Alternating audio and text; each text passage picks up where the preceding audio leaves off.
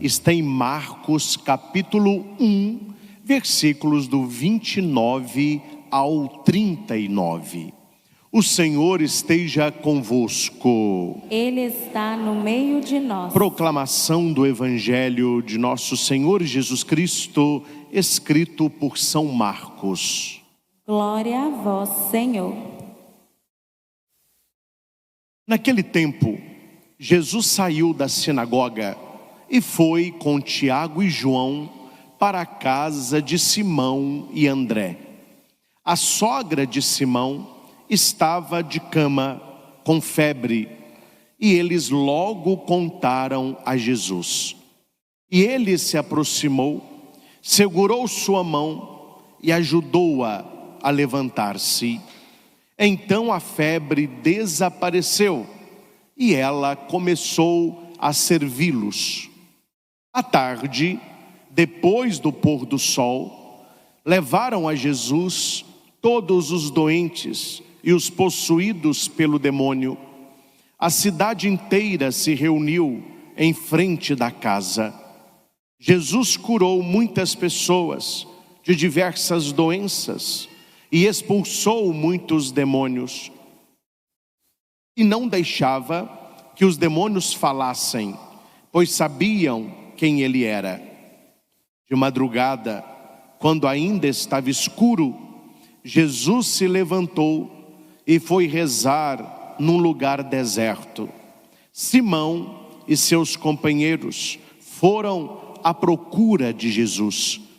Quando o encontraram, disseram: Todos estão te procurando. Jesus respondeu: Vamos a outros lugares, às aldeias da redondeza. Devo pregar também ali, pois foi para isso que eu vim. E andava por toda a Galileia, pregando em suas sinagogas e expulsando os demônios. Palavra da salvação. Glória a vós, Senhor. Que o Santo Evangelho perdoe os nossos pecados e oriente a nossa vida. Meus caros irmãos e irmãs, aqui no nosso santuário, você que nos acompanha de casa e você que vai ouvir esta pregação depois que ela foi realizada. Você que faz conosco todos os domingos esse momento de estudo bíblico, que também é um estudo, né?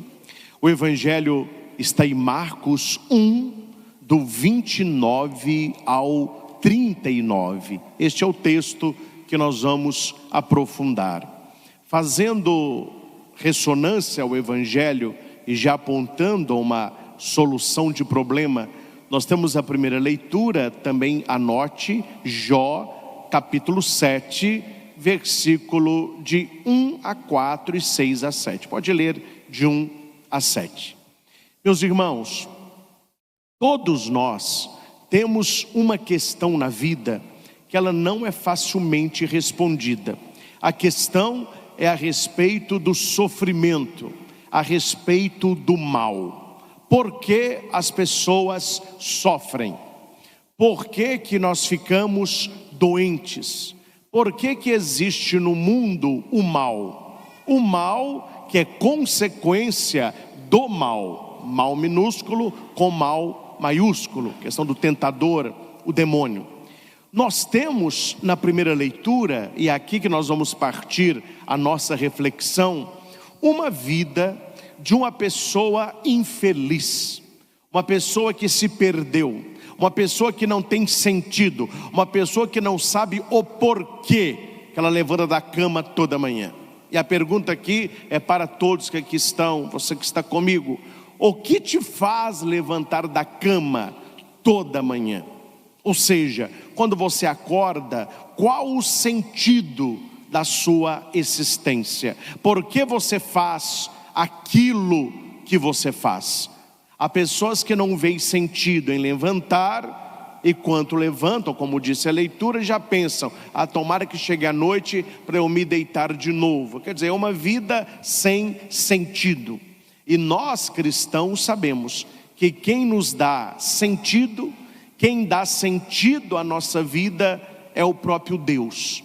na sua bênção, no horizonte que Ele nos prepara, na sua palavra que nos direciona, no seu Espírito que habita em nós. Se você tira Deus da história, se você tira a graça de Deus da história, me desculpe a palavra, você começa a ter uma vida desgraçada. E como tem gente hoje que tem uma vidinha desgraçada. E por quê? Porque as pessoas buscam a graça onde não há graça, desgraçada, uma vida sem graça. Quem não acha a graça de Deus, não encontra graça na vida. E muitas pessoas utilizam dessa palavra feia, a gente não gosta muito da palavra desgraça, né? Mas esta palavra denota o quê? Alguém que tem uma vida, uma existência, escolhas e sonhos sem a graça de Deus. Então, desgraçada, sem graça. Aí as pessoas vivem sem Deus. As pessoas não rezam, as pessoas não buscam o temor a Deus, as pessoas não buscam uma vida de conversão, algumas nem na igreja vão, muitas nem creem mais, então elas vão terminar com a reclamação de Jó, que é a primeira leitura, Jó no capítulo 7. Veja uma pessoa que perde a fé, uma pessoa que não tem um horizonte de Deus, porque aquilo que nos acontece, meus irmãos, e aqui o pior de tudo, a morte de alguém que nós amamos, uma doença nossa ou do outro, os problemas da nossa vida, se você não envolve isso de Deus, se você não envolve isso da providência de Deus, você enlouquece. Aí você começa a falar mal da vida, mas ô vidinha desgraçada essa minha, viu? Eu acordo para trabalhar, trabalho o dia todo, minha vida não tem sentido, é um problema atrás do outro. Quer dizer, a pessoa vai perdendo a própria alegria de viver. O entusiasmo, é cheio, ânima, a alma, é vida. Uma pessoa entusiasmada é uma pessoa cheia de vida. Uma pessoa que vive longe de Deus, ela vai perdendo alegria. Ah, padre, mas eu conheço muita gente que vive longe de Deus e está aí sapateando, pulando, bebendo. Porque está no auge da juventude. É assim que funciona. É um bando de iludido. Hora que a vida vai passando, e aqui ele vai dizer que a vida é um sopro. Hora que a pessoa que levou a vida de qualquer jeito, porque tem gente que leva a vida de qualquer jeito. Hora que essa galera começa a chegar ali no tem o 40, tem 50, os abençoados vão lá para os 60, os bem-aventurados lá para os 70, tem gente procurando 80, e se vier 90, graças a Deus. Hora que a pessoa vai entrando no ela começa a pensar na própria vida. E aquela farra da juventude, aquele tempo de ilusão, aquele tempo longe de Deus, a conta é cara e a conta chega. Escrevam o que eu estou dizendo, para que quando chegar vocês lembrem que eu avisei. A conta, ela vai chegar, mais cedo ou mais tarde você tem que pagar isso aí. E as pessoas vivem então uma vida como se Deus não existisse, até que elas perdem o sentido da própria existência. Então olha a primeira leitura, uma pessoa infeliz. Aqui eu não vou contextualizar, pregar sobre ele, eu poderia pregar sobre Jó, porque Jó era um homem temente a Deus. Jó aqui é um bem-aventurado. O que foi que estragou a vida de Jó? Convido você a ler todo o livro de Jó, que eu não vou pregar sobre Jó, vou só dar essa indicação. Duas coisas atrapalharam a vida de Jó. A mulher dele, que é uma linguaruda, a mulher não fica calada uma hora, e a mulher só fala coisa que não presta. Para falar coisa que não presta é melhor ficar calado. Ela ficava no ouvido de Jó: tá vendo? Você foi temente a Deus, você rezava, olha o que está te acontecendo. Ou seja, a mulher, em vez de sustentar o marido, estava colocando o cara para baixo. A primeira coisa que atrapalhou Jó, as palavras da sua mulher. uma mulher que não entendia o mistério da salvação, envolvido pela graça. E outra coisa que atrapalhou muito a caminhada de Jó, os seus maus amigos. Os amigos que iam até Jó, ao invés de ajudá-lo e de se compadecerem dele, os amigos falaram: que coisa, Jó, alguma coisa você fez, olha aí que tragédia, que desgraça que está a sua vida. Você reza, você faz sacrifício, é um homem bom, não adiantou nada, né? Perdeu família, perdeu os seus bens, perdeu bezerro, perdeu ovelha. Então são essas pessoas que atrapalham o nosso relacionamento com Deus. É por isso que eu digo, meus irmãos, na hora do sofrimento, claro, tem a sua família, tem os seus amigos, mas na hora que a dor nos visita, nada nos conforta mais que você conhecer a vida dos santos, que você ler a vida de santo, principalmente os santos que sofreram. Ali eles vão te passar conselhos valiosos, eles vão te ensinar como lidar com a enfermidade. Ninguém quer ficar doente, ninguém quer sofrer dor, ninguém quer estar acamado. Mas se essa situação nos visita, como que eu vou lidar com isso? Tem duas maneiras: revolta e uma aceitação em Deus. A revolta piora o estado. Além de você estar doente no corpo, você fica doente na alma, nas suas emoções. E a aceitação não é gostar da doença, mas parar de brigar com aquilo que é e aprender a envolver a situação, seja de doença ou qualquer sofrimento humano, de algo além que eu não vejo, mas que Deus trabalha para minha santificação. Então veja aqui a primeira leitura, neste contexto que eu estou falando, de uma pessoa que perdeu o sentido da vida, uma pessoa que vive sem a graça de Deus. Não é acaso uma luta a vida do homem sobre a terra? Uma pessoa feliz falaria assim: não é por acaso uma bênção a vida do homem sobre... Não, é que ele está na luta, o negócio é batalha. Seus dias não são como dias de mercenário. O que é um mercenário? É aquele que tenta levar vantagem, aquele que quer pegar os despojos, não é? Como um escravo, olha aí, o cara está mal mesmo, que suspira pela sombra. Como um assalariado aguarda a sua paga, assim tive por ganho meses de decepção, e couberam-me noites de sofrimento. Isso aqui é depressão no último grau, viu? A pessoa está para baixo mesmo. E se me deito, penso: quando poderei me levantar? Está ruim essa noite, não gosto de noite, vou deitar, com insônia, calor, pernilongo, a dengue. Que hora que eu vou poder me levantar? E quando amanhecer, eu espero novamente à tarde, e me encho de sofrimento até anoitecer. Quer dizer, o cara está reclamando que vai deitar, e quando reclama, está reclamando porque acordou, ele quer deitar de novo. É uma vida sem sentido, ele vai levando as coisas, né? Meus dias correm mais rápido do que a lançadeira do tear, e se consomem sem esperança. Lembra-te de que minha vida é apenas um sopro, e meus olhos não, olha aqui gente, pelo amor de Deus, e meus olhos não voltarão a ver a felicidade. Quer dizer, é uma tragédia.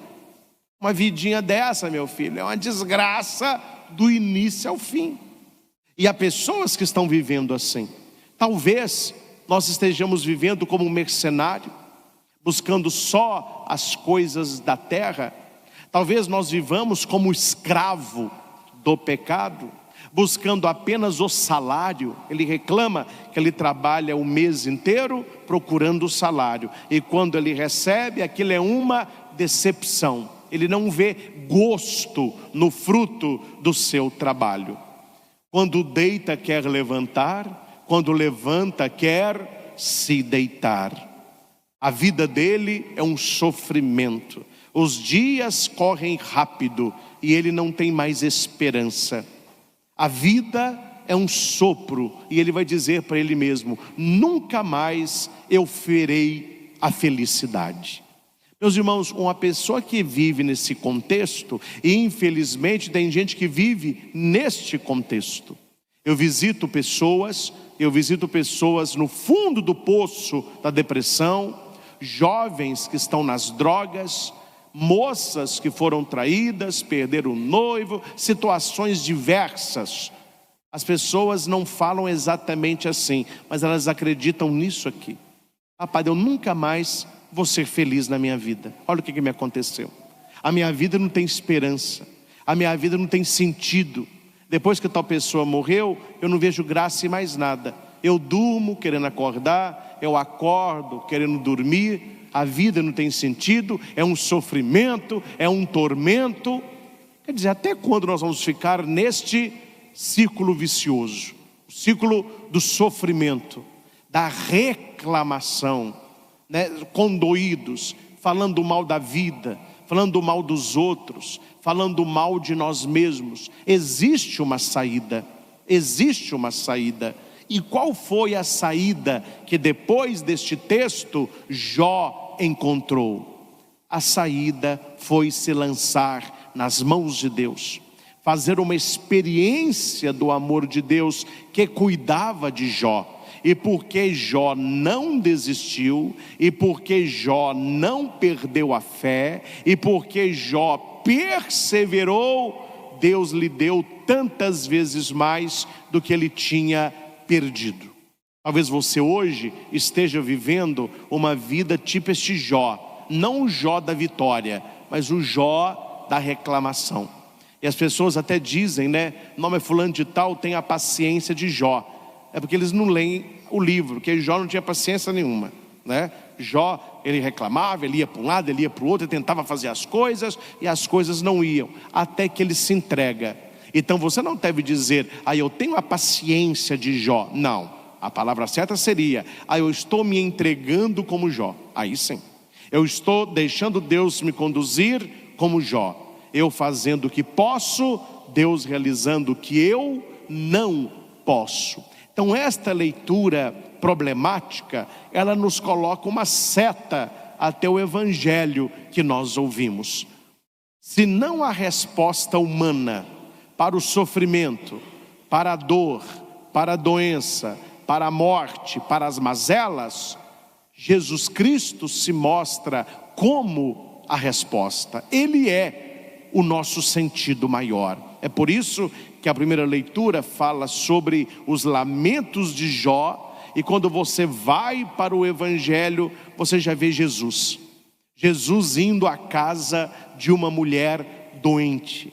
Aquele Jó que se sentiu desamparado, o evangelho vai dizer: hoje nós temos a presença de Jesus, que ele nos espera na sua casa, mas que ele também vai à nossa casa. Isso é maravilhoso. Jesus nos espera na sua casa, que é a igreja, mas ele vai à nossa casa. Quem prestou atenção na semana passada, você viu que o evangelho de hoje é continuidade da semana passada. Ele estava na sinagoga num dia de sábado. Ali ele está falando, pregando, e um cara se manifesta. O cara estava possesso. Jesus então cura aquele homem, expulsa aquele demônio. Aí o evangelho continua. Naquele mesmo dia, então ele sai da sinagoga, ele sai da casa do seu pai. Outra coisa, gente, só abrir um parênteses aqui pequenininho, né? Tem gente que não sabe o que é sinagoga. Tem gente que faz uma ligação direta entre sinagoga e igreja. E parece que naquela época tinha os lugares assim, como se fossem igrejas. Na Bíblia, sinagoga é qualquer lugar, por menor que seja, onde as pessoas se reuniam para ler a Torá e para rezarem. Não confundam sinagoga com um grande templo de Jerusalém. Aquela é outra coisa. O templo de Salomão é a sinagoga das sinagogas, grande, luxuoso, todos queriam ir lá. Agora, em cada lugarejo, por menor que seja, havia um lugar, um cômodo, onde as pessoas se reuniam para meditar a Torá, que é a palavra do judeu. Então isso era uma sinagoga, não é? Nós não podemos ler a Bíblia como se fosse hoje. Então eles tinham, não, nem essa cidade existia, era outro tipo de construção, outro tipo de avenida, outro tipo de rua, tudo diferente, isso há 2000 anos atrás, e eram nesses lugares restritos ao culto que eles se reuniam. Então Jesus estava numa sinagoga como essa. Eu estava assistindo há pouco tempo um episódio, aquela série famosa lá de Jesus, né? E aparece Jesus numa sinagoga lendo um texto bíblico. Perfeito a filmagem. É um lugar, parece um porão, com pouca luz. Eles tiram um rolo e entregam para Jesus. Muita gente sentada em almofada, gente no chão, aquelas paredes de barro. E isso era uma sinagoga. É o lugar onde se meditava a palavra. É a casa do seu pai. É a casa do seu pai. Quando Jesus fica aí sim em Jerusalém, e Maria e José vão buscá-lo, ele vai dizer: não sabias que eu devo estar na casa do meu pai? Então Jesus mostra aí a importância da igreja, a importância desta construção que nós aqui estamos. Eu não estou aqui, meus irmãos, denegrindo ou falando mal ou colocando para baixo. Não. Eu estou aqui mostrando a importância para nós católicos do templo, deste local que estamos. Não cabe a nós, como outras igrejas têm, lugares diversos de culto. Exemplo, existe um cinema. O cinema quebra. Eles fazem uma igreja no cinema. Passa pouco tempo, já não é mais igreja, é supermercado. Tem um açougue, o açougue quebrou, vamos fazer aqui o lugar de culto. E isso é uma mentalidade protestante. A mentalidade católica, ela puxou deste zelo que Jesus tinha pela casa do seu pai, pelo lugar do culto. Então o lugar que nós estamos aqui, ele é um lugar destinado ao culto e será estritamente e para sempre um lugar de culto, um lugar consagrado para o culto, para a adoração. Por isso que hoje, sendo domingo, você sai da sua casa e vem para cá. Porque nós sabemos, é a casa do Senhor, é onde o Senhor espera aqueles que são seus. Mas uma coisa interessante, se nós temos alegria de irmos à casa do Senhor, como canta o rei Davi, que alegria quando me disseram, vamos à casa do Senhor. Este Senhor, Ele tem alegria de ir também na nossa casa. Então quando você reza lá na sua casa, lá se transforma também numa igreja, a igreja doméstica, que o Papa João Paulo tanto pediu às famílias: façam da sua casa uma igreja doméstica, um lugar também de culto, um lugar de adoração. Na sua oração da manhã, não levante da cama sem agradecer a Deus a sua noite, sem fazer um sinal da cruz bem feito, a profissão da fé, creio em Deus Pai, um Pai Nosso, uma oração espontânea, a oração de São Bento, proteger o seu dia. Antes da refeição na sua casa, rapidinho, vamos fazer uma prece, vamos agradecer a Deus esse café da manhã, vamos agradecer a Deus o nosso almoço, à noite uma oração de louvor antes de deitar, fazendo a revisão do dia, agradecendo aquele dia, pedindo que Deus guarde a nossa noite. Você está transformando a sua casa num lugar de culto. E atenção, meus irmãos, atenção no que eu vou dizer. Quando você transforma a sua casa num lugar de culto, a sua casa se transforma naturalmente num lugar de cura, e a sua casa e você começa a exercer, sem ver, um exorcismo diário. Todo cristão, ele traz no seu coração um ser exorcista. Ai, padre, como assim? Agora eu vou começar a fazer exorcismo. Não é o exorcismo em si, mas onde a luz chega, as trevas têm que sair. A luz, ela tem que incomodar as trevas. Então o que é viver um ser exorcístico? É você que está tão cheio de Deus, é você transformar a sua vida num louvor a Deus, que na sua casa o mal não se aproxima, porque a sua família é um lugar onde Deus impera. Quando você chega num lugar, as trevas daquele lugar, elas têm que ficar incomodadas ou sair, porque a luz ali está. E Jesus vai dizer: se a sua luz não está iluminando, alguma coisa errada tem aí. Se o seu sal não está salgando, alguma coisa de errado está aí. Porque não se acende uma luz, uma vela, uma lâmpada e a coloca debaixo da mesa, mas no alto, para que ela ilumine. Se o sal perde o sabor, para que serve? Para nada, para ser jogado fora. Cuidado, gente, tem muito cristão católico insosso e apagado por aí. Então nós precisamos aceitar que este Senhor que nós encontramos aqui na igreja, que Ele quer ir na sua casa e fazer também na sua casa uma grande libertação, uma grande cura. Mas você precisa se abrir a isso, você precisa acreditar nisso, você precisa ter fé, porque não adianta Jesus ir se não tem fé. Ah, padre, lá em casa não acontece milagre, lá em casa não acontece cura. Não coloque a culpa em Jesus, a sua pouca fé, meu caro, porque a Bíblia vai dizer que Jesus operava milagres, curas, exorcismos, e a sua fama crescia. Aí Jesus vai para onde? Para Nazaré, sua terra. E ali a Bíblia diz que Jesus ficou impressionado com a falta de fé daquele povo, e ele não realizou ali nenhum milagre.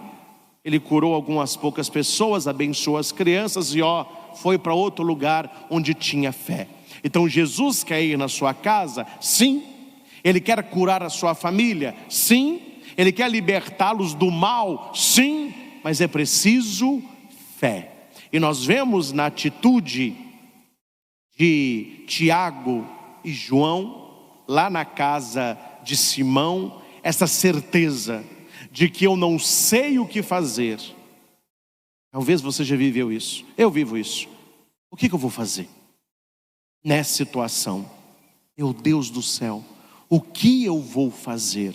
Se você não sabe o que você vai fazer, apresente a situação em Jesus e deixa Ele fazer. Veja que bonito. Jesus saiu da sinagoga e foi com Tiago e João para a casa de Simão e André, 4 amigos, 4 discípulos de Jesus.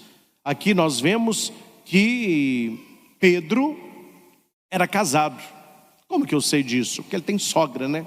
Então ele era casado. Oi, padre, mas por que o evangelho nunca fala da mulher de Pedro? Que ele era viúvo.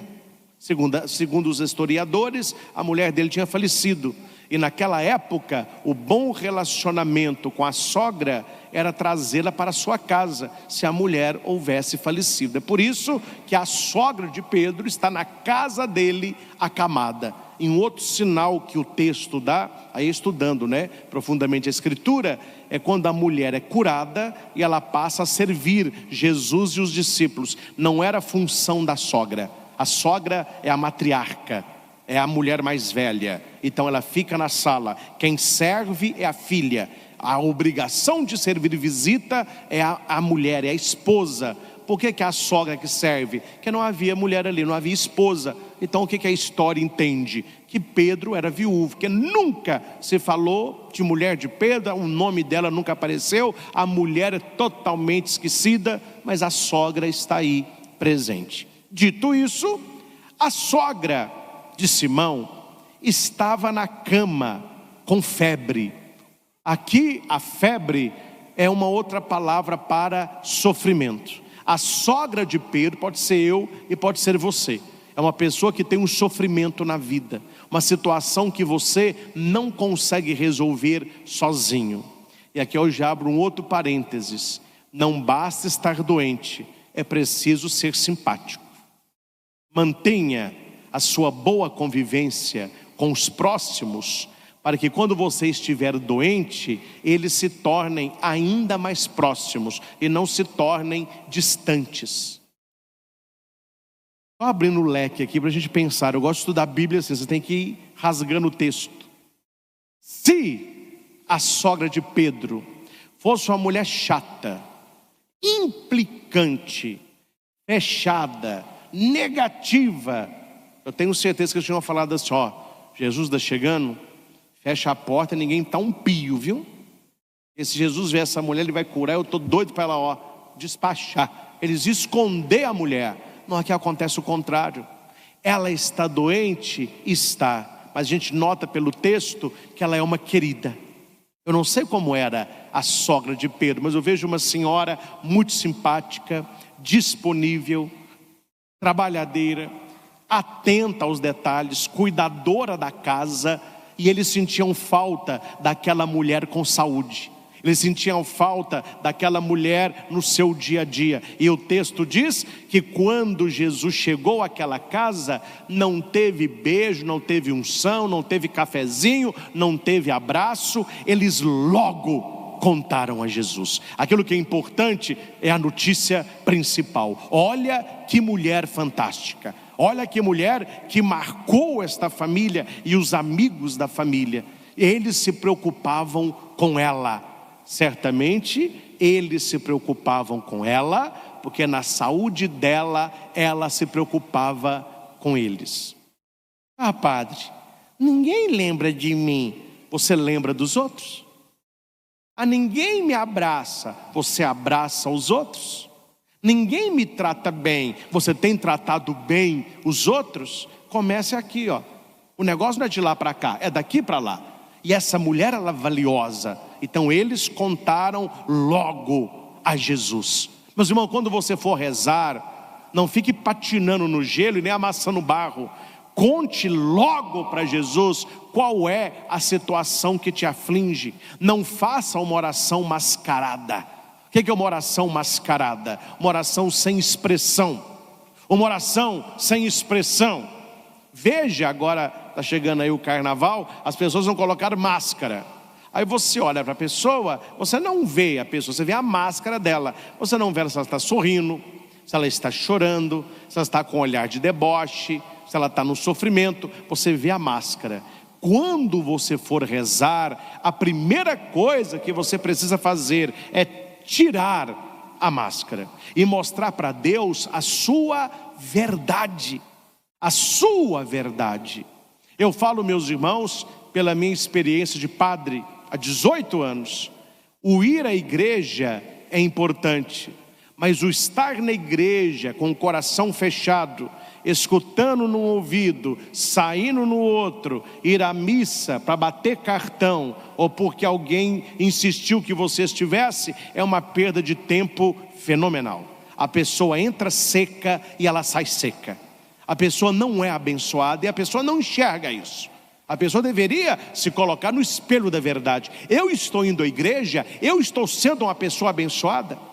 Deus tem abençoado a minha vida, Deus tem me ajudado a ficar de pé, como ajudou a sogra de Pedro. Eu noto que Deus me sustenta.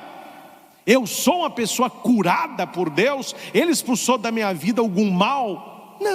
Não, vai à missa, entra de um jeito, sai do mesmo jeito. Que perda de tempo, meu povo, que perda de tempo. Então é necessário abrir para Deus as portas do nosso coração, como foram abertas as portas da casa de Simão e de André. Ele não entrou pela janela, não desceu igual Noel na chaminé, ele foi acolhido. Primeira coisa que eles fizeram, abriram as portas e receberam o Senhor. Abra as portas do teu coração e deixa Deus entrar. E quando Deus entrar, apresente para Ele logo qual é a situação. Não deixe para depois. Depois pode ser muito tarde. Ah, padre, depois eu vou à igreja, depois eu rezo, depois eu me confesso, depois eu vou convidar tal pessoa. Não existe depois nas coisas espirituais.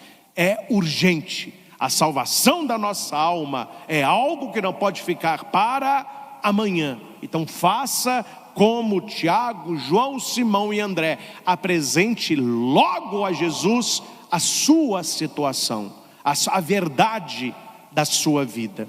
E aqui nós temos uma sequência de atitudes. Jesus se aproximou, Jesus segurou a sua mão, Jesus a ajudou, Jesus a coloca de pé. Olha, uma ação atrás da outra. Gente, aprende uma coisa: a cura de Deus na sua vida, ela tem etapas. não é, Deus não é, me desculpe a expressão, Jesus não é a fada madrinha da Disney. Não, não é. As pessoas acham que Jesus tem na mão uma vara de condão, aí você fala: Jesus, me faz isso. Plim! Ó, 1 segundo. Nós estamos na geração miojo. Felicidade em 3 minutos. Eu quero tudo em 3, meu filho. Jesus não faz miojo, ele capricha na macarronada. E para fazer uma macarronada caprichada, se começa pela massa, depois vai para o molho, depois os ingredientes. Um bom italiano, para fazer um almoço de massa, ele começa às 7 horas da manhã para servir ao meio-dia. São processos. Eu não sei se você já alcançou a sua cura total, mas entre no processo. Jesus, ele vai realizando as coisas na hora de Deus. Aqui ele se aproxima. Primeira coisa que ele tem que fazer na sua vida: se aproximar. É o início. Aproximar de você e você se aproximar dele. Primeira coisa. Segunda coisa: peça a ele para segurar as suas mãos. Entrega a sua mão a ele. Se as águas do mar da vida quiserem te afogar, segura nas mãos de Deus e vai. Não é voltar, vai. Aproximou Jesus, entrega para ele a sua mão. Igual criança. Acho muito bonitinho criança. Meus sobrinhos estão aqui, ó. Eles estão andando perto de mim, eu faço assim com a mão, ó. Eles dão a mão, não precisa nem pedir não. Você faz assim para eles, ó. Eles dão a mão. Mão é sinal de confiança. Cuida de mim, me guia, me leva. Se aproxime de Jesus e dê as suas mãos a ele, e ele vai te ajudar. Ele vai te ajudar. Mas a ajuda de Deus é consequência da proximidade de Deus e de Deus segurar as suas mãos. Se ele está perto de você, se ele segurar as suas mãos, ele vai te ajudar. Você está entendendo o verbo? Ele vai me ajudar. Repita: ele vai me ajudar. De novo, ele vai me ajudar. O que significa ajuda? O que significa ajuda? É um auxílio naquilo que você não consegue fazer sozinho. Ele não vai te substituir, ele vai te ajudar. Você está empurrando, não estou conta sozinho. Jesus chega, vamos junto. Ó, está andando. Jesus, você chegou? Então empurra para mim. Não. Eu não vim empurrar para você. Eu vou empurrar com você. Guarde isso. Jesus, quando entra na nossa vida, não é para viver a sua vida, é para viver com você a sua vida, abrindo-se a vida dele. E terceiro, ele a levanta. Ele entra na nossa vida, meus irmãos, não é para nos derrubar. Padre, Deus entrar na minha vida, eu levei uma rasteira que eu vou te contar. Quem deu a rasteira? Ou foi o diabo, ou foi o seu egoísmo, né? Porque Deus não nos coloca para baixo, ele nos levanta. Então olha a sequência: ele se aproxima, pega na mão, ajuda e levanta. Aí, meus irmãos, o que acontece com alguns por aí? Literalmente, dão uma banana para Jesus e vão viver a vida deles. O milagre, ele não termina quando a mulher levanta. O milagre continua na vida dela. Porque o texto diz que quando ela foi curada, ela começou a servir a Jesus. Ou não entendeu? Você pode rezar, meu filho, novena, dezena, menzena, anuena, para conseguir uma graça. Se Deus olhar para o teu coração e ver que aquela graça não vai te levar a servi-lo, mas vai te levar ao pecado, vai te levar à distância, vai te levar à descrença, ele te mantém na sua posição, porque quando você está na pior, você está rezando. E quando você não recebe a graça, você vai à igreja. E quando você está com o nariz lá embaixo, você está fazendo adoração, está rezando o terço, está procurando vida de santo. Aí quando você melhora, eu não quero mais a Deus. Não receba a graça. Quando é que a graça é nos dada? Quando Deus olha para o seu coração e você vai dizer: Senhor, eu quero a graça para te servir melhor. Eu não quero ficar nessa cama porque eu quero pregar a tua palavra, eu quero ajudar as pessoas, eu quero salvar a minha família, eu quero restaurar meu casamento, eu quero ser sal, quero ser luz na faculdade, no meu trabalho. Aí a cura acontece. Aí a cura acontece. Sem julgar A ou B, eu já vi casos de pessoas pedindo a Deus uma cura, e a cura foi dada, e a pessoa voltou para a mesma vidinha miserável e desgraçada de ontem. Só voltando aqui. Meus dias correm muito rápido, como a lançadeira do tear, se consomem sem esperança. Lembra-te da minha vida, é apenas um sopro, e meus olhos não voltarão a ver a felicidade. Oh, meu filho, por que os seus olhos não voltarão a ver a felicidade? Porque eu bebi demais, estou com uma cirrose desgraçada, e o médico disse: se eu não tratar, eu vou morrer. Então, meu caro, trate o seu físico, mas trate o seu coração. Volte o seu coração ao Senhor, reze, se converta, peça que Ele te livre deste vício.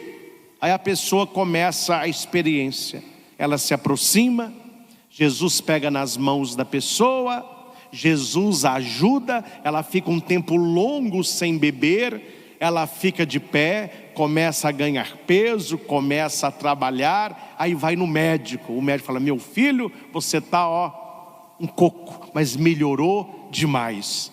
Aí ele reúne os amigos para beber. Tem nem que explicar nada. Vai e volta. É o cristão ioiô. Ele não permanece. Ele vai e volta. A pergunta é: para que serviu a cura dele? Para piorá-lo ainda mais. Então a cura de Deus na nossa vida, ela acontece de maneira plena quando você tem no coração: eu quero servir a Deus, eu quero trabalhar para Deus, eu quero ser de Deus. Então a sequência, ela pode ser inversa. Aí não sou eu que estou falando isso, Raniero Cantalamessa. Ele vai dizer: quando você quer servir a Deus, Ele te põe de pé, Ele te ajuda, Ele segura as suas mãos e Ele fica perto. A sequência inversa. A sequência certa: Ele se aproxima, Ele pega as suas mãos, Ele te ajuda, Ele te põe de pé para você servi-lo.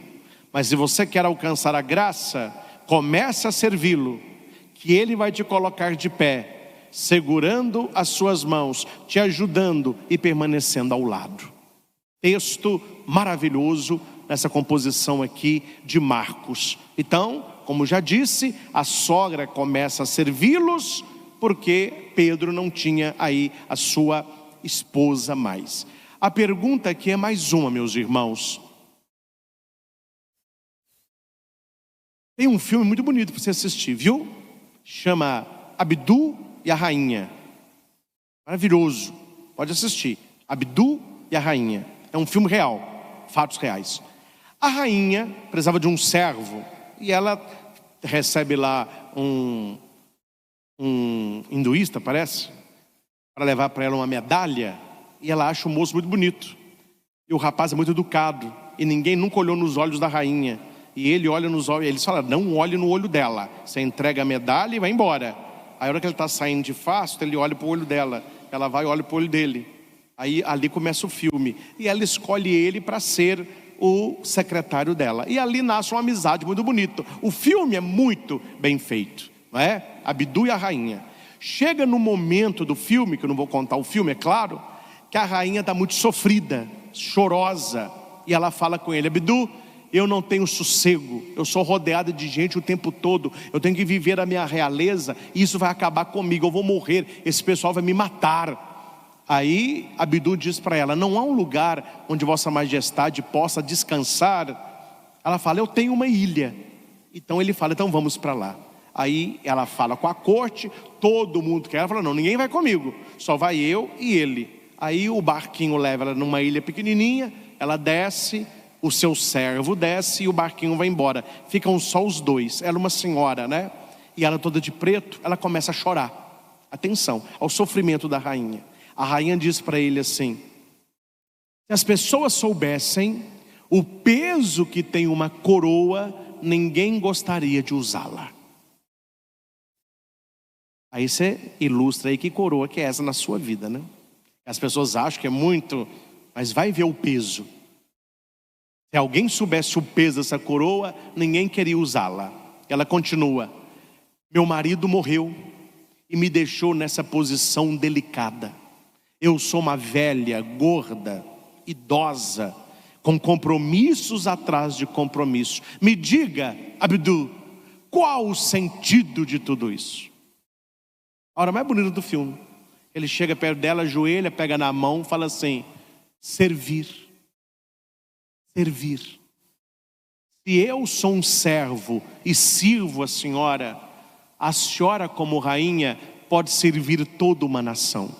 Se o ser humano aprender que a nossa vida tem sentido, quando você descobre por que você nasceu e a quem você deve servir, você se torna uma pessoa feliz. Aí ela levanta e ele vai andando atrás dela. Isso é a metade do filme. Por que eu estou contando esse fato? Porque aqui está que a sogra de Pedro, uma mulher idosa, começou a servi-los. Se você quer, dê. Se você deseja, ofereça. Começa de dentro de você. Comece servindo, ajudando lá na sua família, lá na sua casa, reclamando menos, sendo uma pessoa mais simpática, uma pessoa mais querida, uma pessoa que não critica os outros, que não atrapalha a convivência, mas uma pessoa querida como era essa senhora aqui, que eles logo quiseram que Jesus fizesse algo por ela. E Jesus fez por ela, e Ele é capaz de fazer também por você. O texto aqui continua com uma pegadinha, e que quando lê a gente nem vê. Jesus já era conhecido, e a fama se espalhou, que ele expulsou um demônio na sinagoga. O pessoal gosta de falar, né? Todo mundo da cidade já sabia que Jesus expulsou um demônio. Aí o texto diz, aí nós estamos na segunda parte, são 3 partes, que à tarde, depois do pôr do sol, levaram a Jesus todos os doentes e possuídos pelo demônio. Olha a diferença. Jesus cura a sogra de Pedro logo, mas a multidão esperou só depois que o sol foi embora. Por quê? Porque no sábado não se podia realizar curas. Era uma das leis do judeu. Sábado, o Shabat, é um dia de repouso, um dia de oração, um dia de adoração. Não é dia de trabalhar, não é dia de varrer casa, não é dia de fazer roupa, não é dia de colher trigo, não é dia nem de cura. Então não podia realizar. Lá no templo, Jesus realiza a primeira cura, que é a expulsão de um demônio. Na casa de Simão, ele realiza um outro tipo de cura, é a cura física. Atenção, cura do mal, exorcismo, é uma cura espiritual. Cura da sogra de Pedro é uma cura corporal. Ou seja, Jesus veio nos libertar em quais dimensões? Na dimensão humana e na dimensão espiritual. Ele olha para você e vai dizer: o que precisa ser curado em você é o seu corpo. Você está doente, mas o seu coração está curado. Ele olha para outras pessoas: não, você, o problema não é o seu corpo, o problema é o seu coração. Você precisa ser liberto de um mal. Lembra aquele homem acamado que os amigos descem pelo telhado? Eles buscaram uma cura física. Jesus tinha para ele uma cura espiritual. Eles desceram o cara e eles esperavam que Jesus falasse o quê? Levanta. Não, Jesus se aproxima do cara e vai dizer para ele: teus pecados estão perdoados. Qual que era o mal na vida daquele homem? Os pecados que ele carregava. Aí depois as pessoas criticaram Jesus, falaram: olha, para que você saiba que eu perdoo o pecado, levanta e anda. mas a cura física foi consequência da cura espiritual. Então, estas pessoas, elas são levadas até Jesus depois do pôr do sol, que depois que o sol vai embora, não é sábado mais. Para o judeu, o dia começa às 18 horas. Para nós, o dia começa à meia-noite. Interessante. Até o português fica estranho, né? O dia começa à meia-noite. Para o judeu não. Hora que aquele dia termina, hora que o sol vai embora, acabou o dia. Então já começou o outro dia. Então para eles, depois de 18 horas, já era o outro dia. Então o judeu, ele espera acabar o Shabat. Quando o sol se pôs, agora sim, agora Jesus pode curar em público, não é mais sábado, já é o primeiro dia. Então eles levam. Olha gente, olha aqui, o que Marcos está passando para a gente? Que o dia da cura de Deus não é mais o Shabat judaico, mas é o dia do Senhor, que é o domingo. Por isso que eles levam os doentes depois do pôr do sol, porque já era o primeiro dia da semana. Seria neste dia que Jesus ressuscitaria. Gente, tem hora na vida da gente que para a graça de Deus acontecer, você tem que esperar acabar o dia. Não acabou o dia ainda.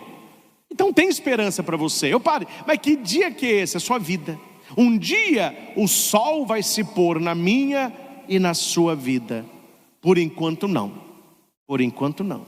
E enquanto o sol não se pôs, há esperança. Padre, e depois que o sol se pôs? E depois que o sol se pôr? Aí quem vai nos acolher é Jesus. Aí é com Ele. Durante o dia, os doentes e possuídos pelo demônio estão nas casas. Quando o sol se pôs, levaram para Jesus. Jesus curou, libertou os doentes, a cidade inteira se reuniu em frente daquela casa. Por que aqui tem insistindo tanto na casa? Você prestou atenção?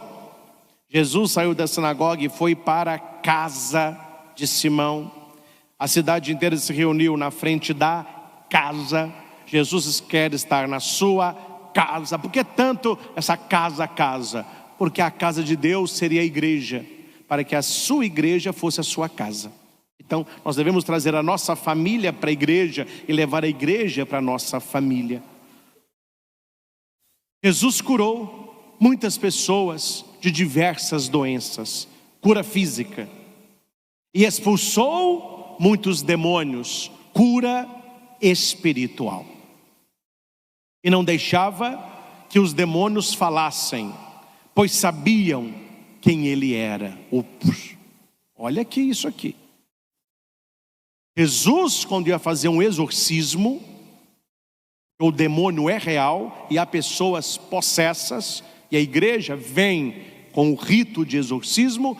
Padre, mas eu não ouço falar disso não. Secretíssimo, quieto, em silêncio, não há divulgação, para não expor nem a pessoa, nem a família e nem o padre local. São situações dificílimas, tudo sob sigilo. Mas não pense, né? Porque você não sabe que não está acontecendo.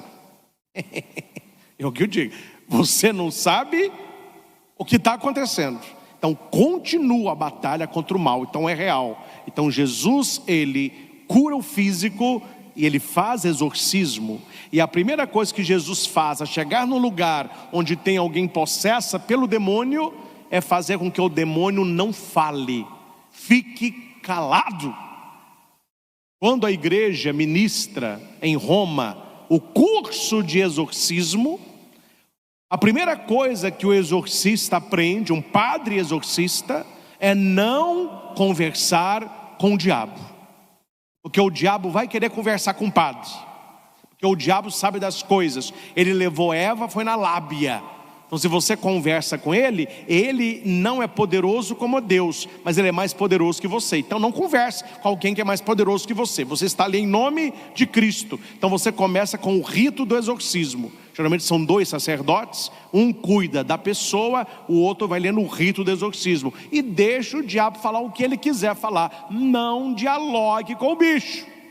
Essa é a primeira norma da igreja: não converse com o demônio.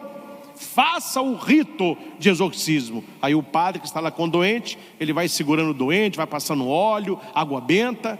Terminou o exorcismo, a pessoa continua a se manifestar, o padre que está ali vai dizer para o padre auxiliar, de novo, ele vai ler o rito de novo. Precisou? De novo. Ele vai lendo o rito, até que aquela pessoa, ela alcança a sua libertação. Então Jesus não é alguém que fica conversando com o diabo. Gente, Jesus que é Jesus, não conversava com o diabo, e tem gente que está conversando com o diabo todo dia. Pela tela do celular, pela internet, série de canal de streaming, revista. Aí você está deixando o mal entrar na tua vida. Nós temos aqui tirá-lo, não é deixá-lo entrar. E por que Jesus mandava que os diabos se calassem? O texto diz, porque eles o conheciam. Como assim, padre? Como assim, meu filho? Quem é o diabo? Quem são os demônios? São anjos decaídos. Eles eram anjos, mas decaíram no orgulho. Quando eles eram anjos, estavam na glória de Deus. Quem estava ao lado de Deus e que era o próprio Deus? Jesus. Então eles conheciam Jesus no reino dos céus.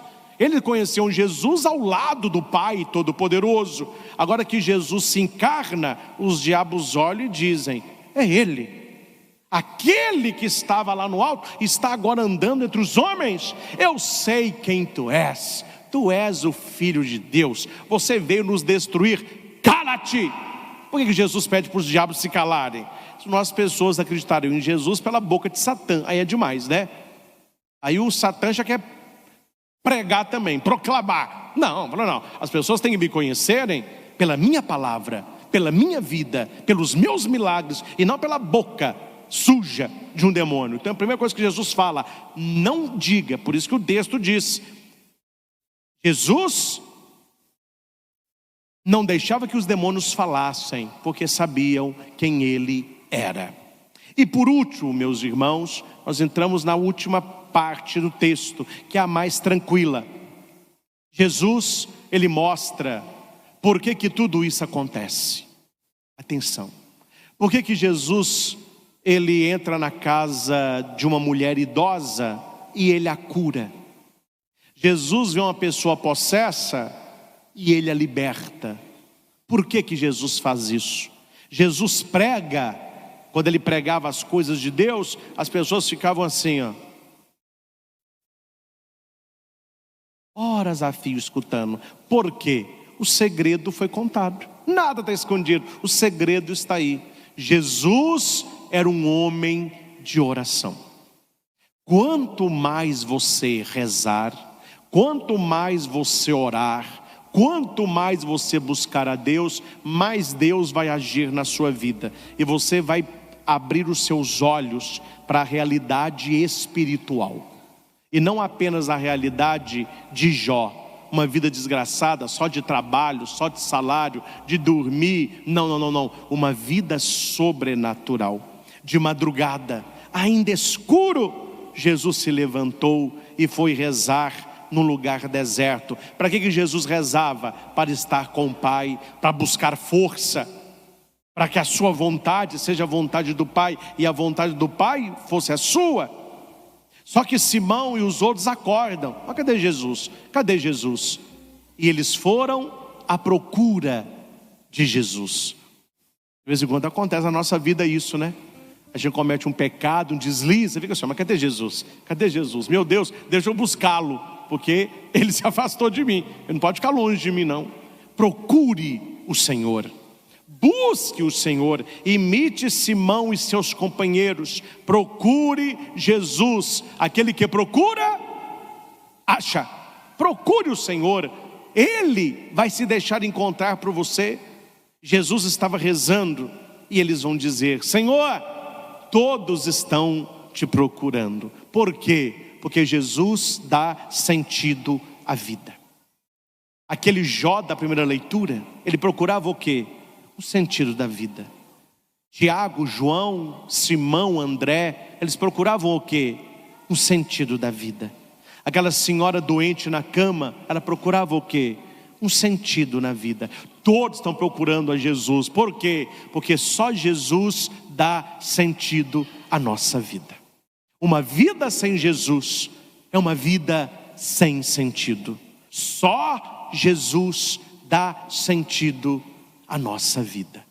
Amém? E o finalzinho do Evangelho vai dizer, Jesus diz, não, vamos andar aqui pela Galileia. Eu expliquei isso domingo retrasado. Não vamos lá para a Judeia, não. Vamos ficar na Galileia, que é o reino do norte. Vamos andar aqui nas cidades da Galileia. E Jesus andava fazendo 3 coisas. E com isso eu finalizo. Atenção. Se alguém te perguntar assim, quais são as 3 coisas que Jesus fazia, anunciando que o reino de Deus chegou? Jesus pregava, Jesus curava e Jesus expulsava demônios. A vida de Jesus está nesse tripé. Ele era um pregador eloquente das coisas do Pai, ele curava as doenças e ele expulsava os demônios. Tudo isso para provar, ele é verdadeiramente o Filho de Deus. Meus irmãos, eu tenho certeza que todos nós precisamos buscar o Senhor Jesus. Abrir a porta do nosso coração e dizer, Senhor, fica comigo, fica perto de mim. Segura, Senhor, nas minhas mãos. Não é isso que Pedro vai pedir? Quando Pedro está afundando, ele vai falar, Senhor, salva-me. E a Bíblia diz, Jesus segurou forte nas mãos de Pedro e disse, porque duvidaste, homem fraco na fé. Não queira afundar sozinho, é só estender a mão, ele vai segurar a sua mão, mas a iniciativa não é dele, é sua. Uma das pinturas mais famosas do mundo, se não a mais famosa, eles dizem que a primeira pintura mais famosa do mundo, quem é? Uma mulher com um olhar assim sinistro, a Mona Lisa, é a primeira pintura do mundo. Qual é a segunda? O teto da Capela Sistina, que é um valor incalculável, Michelangelo. Para mim, claro, a Capela Sistina bate de longe Mona Lisa, né? Longe. Mas uma pintura que todos conhecem, a criação de Adão. Todos conhecem. No alto da Capela Sistina, Deus sendo sustentado por anjos, lembram? Ele com a mão assim, ó, com o dedo para baixo, certo? E Adão numa pedra, com a mão também assim. Lembram disso? Só que o dedo de Deus está esticado, não tem como Deus esticar o dedo. Adão está com o dedo assim, ó. Ele tem que levantar aqui, ó, para tocar no dedo de Deus. Se você já observou a Capela Sistina, o Adão não está tocando no dedo de Deus. Deus criou o homem e Deus está pronto para abençoá-lo. Agora depende do homem tocar no dedo de Deus, porque foi o dedo de Deus que nos deu o dom da vida. Maravilhoso. Ganhou de longe Mona Lisa, né? Ganhou de longe. Então, meus irmãos, a única coisa que você tem que fazer, por favor, levanta a ponta do seu dedo e toque no dedo de Deus. Ele quer estar na tua casa, Ele quer curar a sua família, Ele quer curar você, Ele quer afastar o mal da sua família, Ele quer ajudar você a ficar de pé. Não queira levar a sua vida sozinho, você pode levar a sua vida com o Senhor Jesus. Não vou dizer que será uma vida fácil e tão pouco simples, mas será uma vida coerente, uma vida abençoada, uma vida com horizonte e, acima de tudo, uma vida com sentido. Você sabe por que se deita, você sabe por que se levanta. Aí Davi vai cantar no Salmo 138: Senhor, se me deito, tu estás comigo, se eu levanto, é tu que me sustenta. O Senhor conhece o meu deitar, o meu levantar, o meu sentar não te é oculto. A minha vida brilha aos teus olhos como o sol ao meio-dia. 1000 cairão à minha direita, 5000 à minha esquerda, eu não serei atingido. O Senhor é o meu pastor e nada me faltará.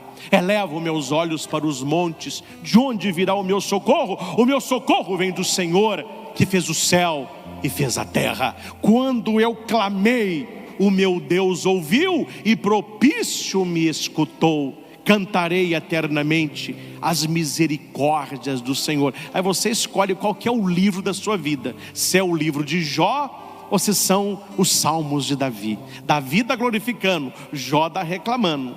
O Magnífica de Maria, Maria está glorificando, Jó está reclamando. Jó, Maria, Davi, os apóstolos.